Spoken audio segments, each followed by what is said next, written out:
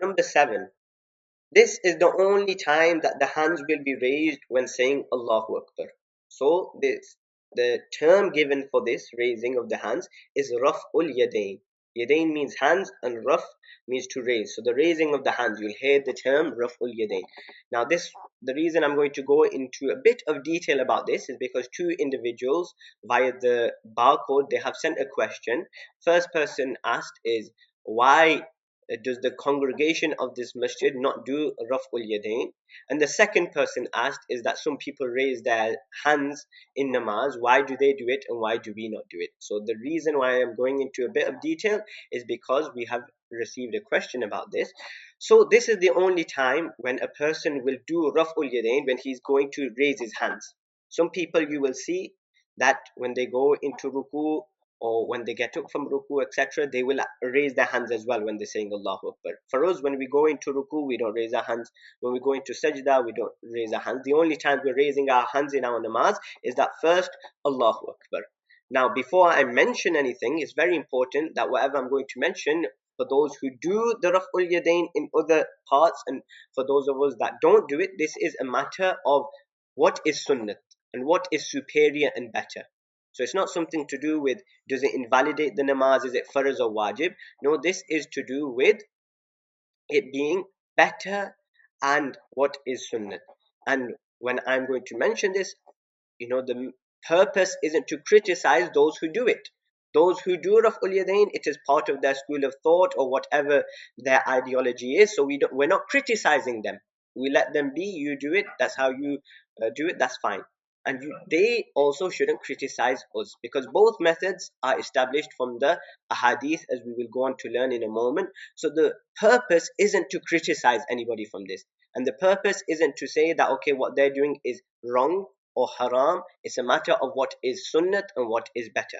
So we only raise our hands at this first takbir, and our main proof, there are many narrations. One narration from them is the narration of Hazrat Abdullah ibn Mas'ud, which is narrated from his student Hazrat Al-Qamar radiallahu anhu. This narration is found in Tirmidhi Sharif and other books of hadith as well, where Hazrat Abdullah ibn Mas'ud radiallahu anhu, he said that, should I not pray to you, should I not demonstrate, and should I not show you how the Prophet sallallahu alaihi wasallam prayed his namaz? Ala usalli bikum salat Rasulillah sallallahu alaihi wasallam. Should I not demonstrate to you how the Prophet sallallahu alaihi wasallam read?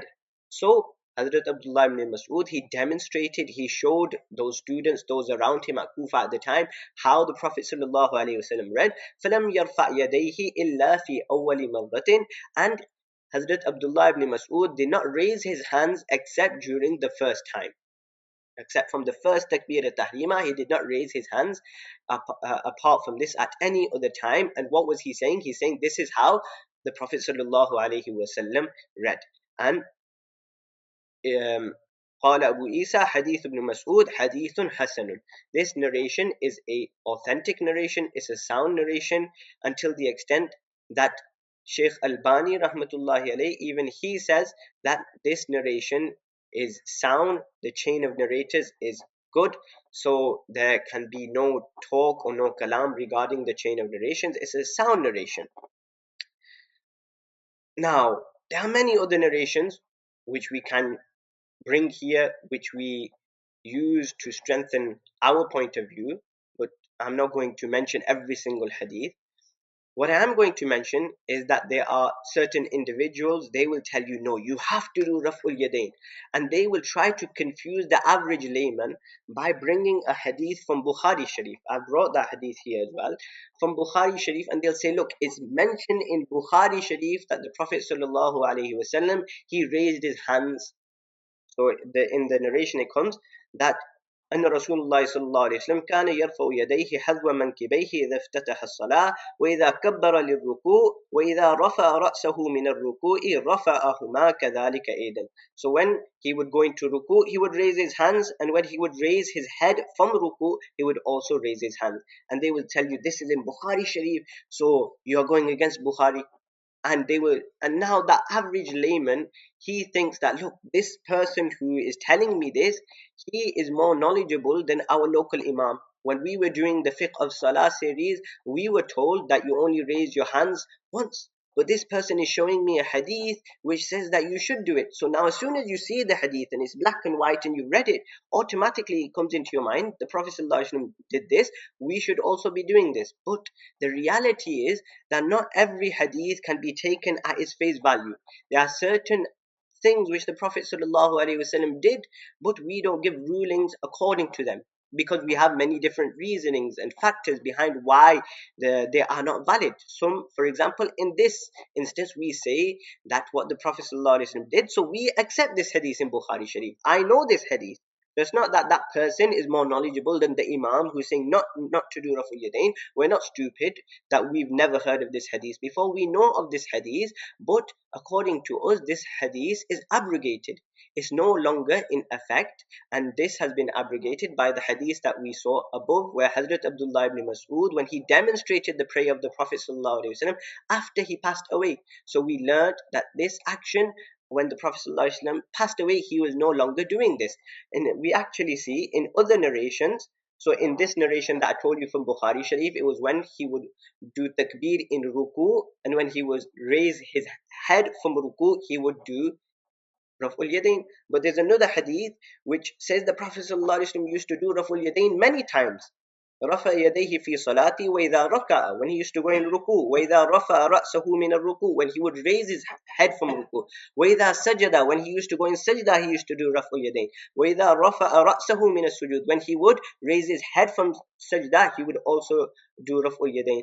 Now these people who do رفع اليدين, they don't act upon this hadith as well. Even they accept that this hadith has been abrogated. They don't act upon this hadith. So similarly, we are saying that yes, we believe this was a hadith, this was an action of the Prophet ﷺ in his early years or at some point during his lifetime, but there was this action, then there was the action, so this got abrogated and it came down to doing it before ruku, after ruku, and then we believe that at the end stage he stopped doing this action. In Muslim Sharif it's mentioned that one time the Prophet ﷺ came and فَقَالَ مَا لِي أَرَاكُمْ رَافِعَ أَيْدِيكُمْ كَأَنَّهَا أَذْنَابُ خَيْلٍ شُمْسٍ أُسْكُنُوا فِي الصَّلَاةِ أو كما قال عليه الصلاة والسلام. The Prophet ﷺ came to us and he said, how is it that I see you lifting your hands like the tails of headstrong horses? Be calm in prayer. So they were doing Raf'ul Yadayn, and the Prophet ﷺ is telling them not to do this. So we see that it is abrogated. And there are many examples of this, that an action within the namaz, it was present before, but then these actions were abrogated, the rules changed. So an example of this is talking. Talking in namaz, initially it was allowed. So there is one narration that comes to mind. One time the Prophet ﷺ, he was leading a 4 rakat prayer, and he accidentally he did salam after 2 rakats.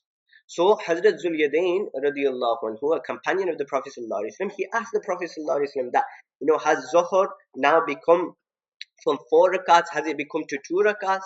And the Prophet ﷺ said, no, why are you asking? So he said, Ya Rasulullah, you only read 2 rakats. And the Prophet ﷺ asked the companions, is that so? And they said, yes. So then the Prophet ﷺ read another 2 rakats. So the Prophet ﷺ talked here as well. It's also mentioned in narrations that when the Prophet ﷺ would be reading, people would come to him and they would say salam to him, and he would reply to their salam. So from hadith, the hadith shows that talking in namaz, that the Prophet ﷺ talked in namaz. But what do we say? We say talking in namaz is not allowed. So we say that later on, this was the rule change, that you can no longer talk in namaz, as there are narrations which prove this as well. Another example, so we're talking about hadith, so I'll give you something from Quran Sharif as well. That Quran Sharif says, Ya ayyuhalladhina amanu la taqrabu as-salata wa antum sukara. That all those of you that believe, do not come to the prayer in the state that you are intoxicated. Now, what do we understand from the apparent meaning of the Quran ayat is that if you are intoxicated, you can't read namaz. But at any other time, you can get intoxicated. And this meaning, in its own right, it is correct. Because at that time when this verse was revealed, it was allowed to have alcohol. The Muslims were allowed to drink alcohol. It was allowed for them. And when did this ayat come down? That one time Hazrat Ali radiallahu anhu, he was, was intoxicated, and then he read prayer, and he read Qul ya ayyuhal kafirun, and he made a mistake which changed the meaning. And that's when this verse came down, that when you are intoxicated, when you've just had alcohol, don't come to namaz, don't read namaz, because you don't know what you're saying and you might change the meaning, but you can have alcohol at other time. So again, we can't take every Quran ayat or every hadith at its face value. We have to understand that even this, later on, alcohol, the permissibility of having alcohol was abrogated. It was not allowed. So there are many rulings. So I've given you a few examples: talking in salah, having alcohol, etc., raising the hands. All of these things at one time they were permissible, but later on the rulings got abrogated. So, like I said, the whole reason I'm going into detail regarding this is because two people asked about this, why we do Raful Yadayn or why we do not do Raful Yadayn. So this is our Hanafi school of thought, and those of you that do it, like we say, we don't criticize them, because both actions in their own rights are established from the hadith.